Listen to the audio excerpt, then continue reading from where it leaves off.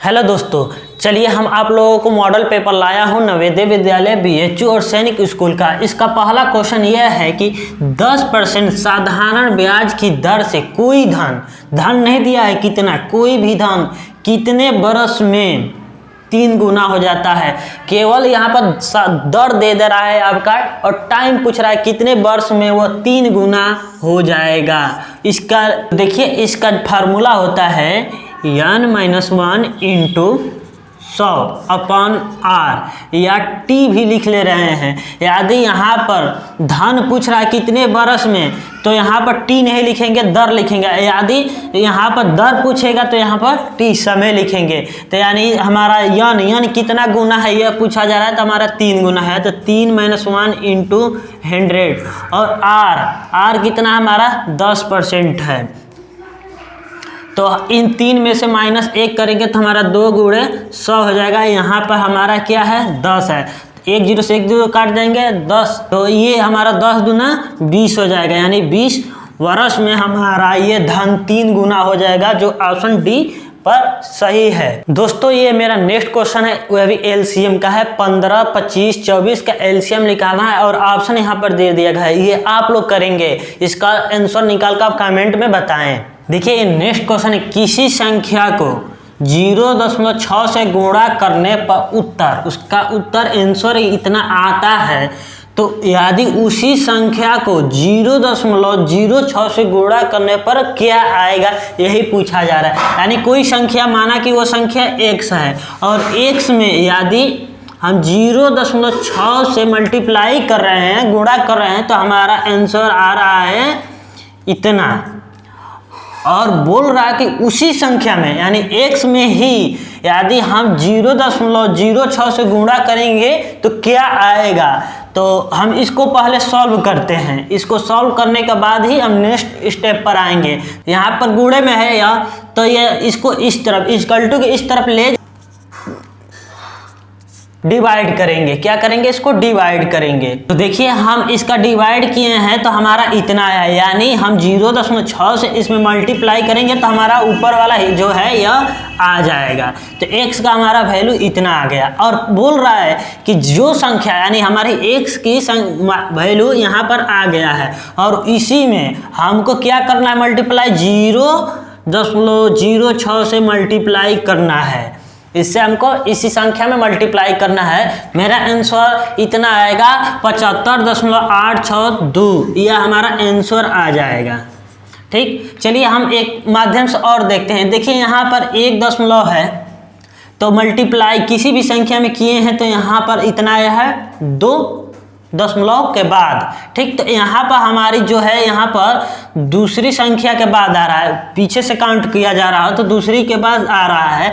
तो ऐसे ही, तो यहाँ पर 2 नंबर है तो 2 यहाँ पर 2 बड़ा है, 1 है तो यहाँ पर 2 बड़ा है, तो यहाँ पर 2 है तो पीछे से हमारी 3 नंबर आएगा, तो 1 2 3, तो यहाँ पर आएगा ये दशमलव खत्म हो जाएगा। तो हमारा आंसर 75.862 आंसर आ रहा है। एक ये भी सिंपल तरीका था। देखिए, ऑप्शन में हमारा ऑप्शन सी सही दिखा रहा है।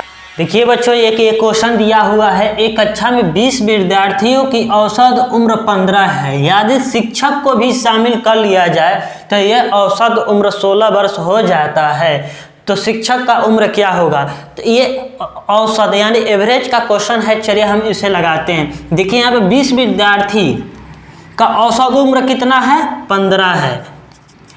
20 गुणे 15 करेंगे, यानी इसमें प्रत्येक का उम्र जुड़ा हुआ है, इसमें प्रत्येक का उम्र जुड़ा हुआ है, तो हम इसके निकालेंगे। तो देखिए, यहाँ पर तो 0 जगह 15 दूनी 30 हो जाएगा, यानी 300 हो जाएगा। ठीक, और शिक्षक को भी शामिल कर लिया जाता है। विद्यार्थी तो 20 हैं, उसमें शिक्षक को शामिल करेंगे तो 21 हो जाएंगे, तो 21 हो जा रहे हैं। 21 गुणे और दिया है हमारा 16 वर्ष।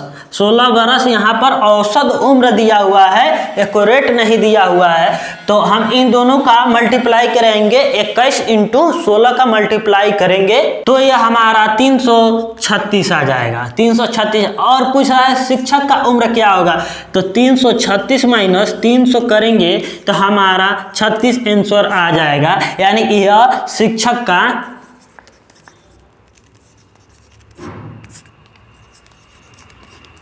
यह शिक्षक का उम्र है, यह वास्तविक उम्र है, यह औसत उम्र नहीं है। तो ऑप्शन नंबर सी यहाँ पर हमारा सही हो रहा है। ऐसे क्वेश्चनों को ऐसे ही हल करेंगे। चलिए दोस्तों बढ़ते हैं क्वेश्चन की तरफ। देखिए यहाँ पर क्वेश्चन लिखा हुआ है, बताइए कि निम्न में से कौन सा सही है।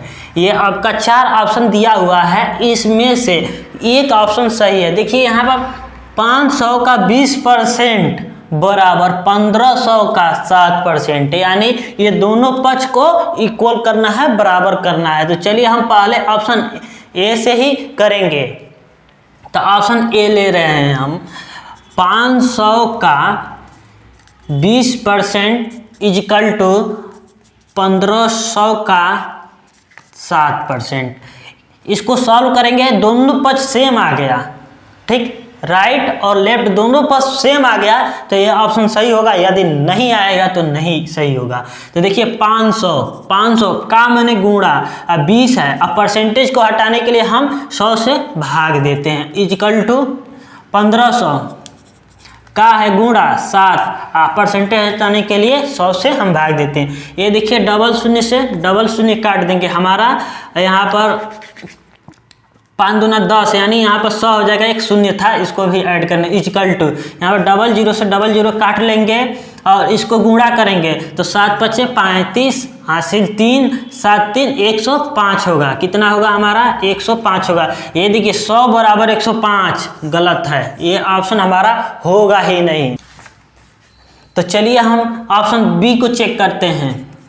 तो यहाँ पर देखिए 400 का 20%, 400 का 20% बराबर 1600 का 5%, 1600 का 5%। इसको सॉल्व करते हैं। देखिए 400 का मैंने गुणा 20, अब परसेंटेज घटाने के लिए 100 करेंगे, बराबर करेंगे, और 1600 का 5% बटा 100 परसेंटेज हटाने के लिए। तो चलिए यहाँ पर डबल शून्य से डबल शून्य कैंसिल, 4 दूना 8, एक शून्य है तो शून्य लगा लेंगे, इजकल टू ये देखिए डबल जीरो से डबल जीरो काट देंगे, 16 पचे 80। तो देखिए यहाँ पर दोनों पक्ष, देखिए यहाँ पर दोनों पक्ष हमारा 80 आ जा रहा है, यानी ऑप्शन नंबर हमारा भी सही हो रहा है। देखिए यहाँ पर ऑप्शन सी भी है, ये कतई नहीं आएगा। यदि हम इसको परसेंटेज यानी 5 को परसेंटेज हटाने के लिए हम 100 करेंगे तो ये हो जाएगा हमारा 1/20। देखिए यहाँ पर है ही नहीं, ये भी गलत। ये देखिए 0.7 इक्वल टू 70, यानी 70% को परसेंटेज हटाने के लिए हम 100 से भाग देंगे तो 1 0 से 1 0 कट जाएगा, तो ये हमारा आएगा 0.7। या यहाँ पर देखिए दिया है 0.07, ये हमारा आ रहा है 0.7। तो ऐसे क्वेश्चनों को ऐसे लगाएंगे, ये हमारा ऑप्शन बी यहाँ पर सही हो रहा है। चलिए साथियों देखिए यहाँ पे एक क्वेश्चन लिखा हुआ है, स्क्वायर 2 का क्यूब 2 का पावर 4 2 का पावर 5 का मान क्या होगा। इन सभी को जोड़ना है, क्या करना है, सभी को जोड़ना है। और ऑप्शन आपको सामने है, ये मैं आप लोगों को हल नहीं करूंगा, ये खुद आप लोग हल करके कमेंट में इसका आंसर दीजिए। साथियों ये देखिए ये नेक्स्ट क्वेश्चन है, 9 से पूरी तरह विभाजित संख्या क्या है। ये 4 ऑप्शन दिया हुआ है, उसमें से कोई ऐसी संख्या है जो 9 से पूरी तरह कट जा रही है। तो चलिए इसको चेक करते हैं। इसको भाग देकर हम नहीं चेक करेंगे, इसे डिजिट सम लगाकर हम चेक करेंगे। यहाँ पर 9 दिया है, 9 का यहाँ पर फार्मूला होता है कि कोई भी संख्या इसमें से 9 से कट जाए वही होगी। इन सभी को आपस में जोड़ने के बाद यदि 9 प्राप्त हो तो ये आसानी से कट जाएगी 9 से। यदि 9 प्राप्त हो तो ये 9 के डिजिट रूल पर नहीं लगेगी। चलिए इसको हम चेक करते हैं। तो देखिए 9 से काट रहे हैं 1 2 3, ये 9 से सभी कट जाएंगे। तो देखिए 4 2 6 1 7, 7 क्या 9 से कटेगा, नहीं कटेगा। चलिए इसको चेक करते हैं बी नंबर को। तो ये देखिए 3 बार आ रहा है, तो 3 3 के 9, यानी ये 9 से कट जाएगा। ये देखिए 4 2 6 1 7, यह भी नहीं कटेगा, यह भी 7/9 आ गया, यह भी नहीं कटेगा। ये 2 ऑप्शन हमारे गलत हो गए। अब चलिए ऑप्शन सी चेक करते हैं। देखिए यहाँ पर 3 है, 1 3 है, ट्रिपल 3 है, और फिर 3 में 3 जोड़ेंगे तो 6 होगा, और 6 में 2 जोड़ेंगे तो 8 होगा, 8 में 1 जोड़ेंगे तो हमारा 9 होगा, 9/9। ये कट जा रहा है, 9 से हमारा कट जा रहा है। चलिए हम ऑप्शन डी को चेक कर रहे हैं। तो यहाँ पर देखिए ये 1 और 2 3 और 8 11 में 6 जोड़ेंगे तो 17, और 17 और ये देखिए 1 और 7 जोड़ेंगे तो 8 आ जा रहा है। ठीक, 8 आ जा रहा है। और यहाँ पर 6 बचा, 6 में 8 को जोड़ेंगे तो 14, और 14 में हम 6 को जोड़ेंगे तो हमारा 20 आ जा रहा है। और 2 और 0 को जोड़ेंगे तो हमारा 2 आ जाएगा बटा 9। यह भी कटेगा नहीं, यह भी ऑप्शन हमारा गलत, यानी ऑप्शन नंबर हमारा यहाँ पर सी सही हो रहा है।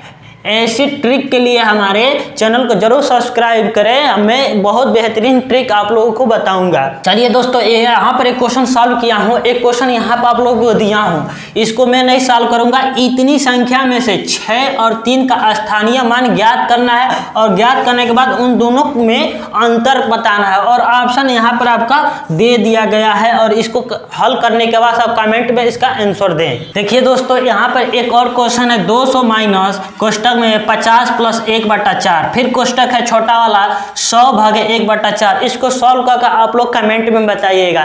आज के लिए इतना ही।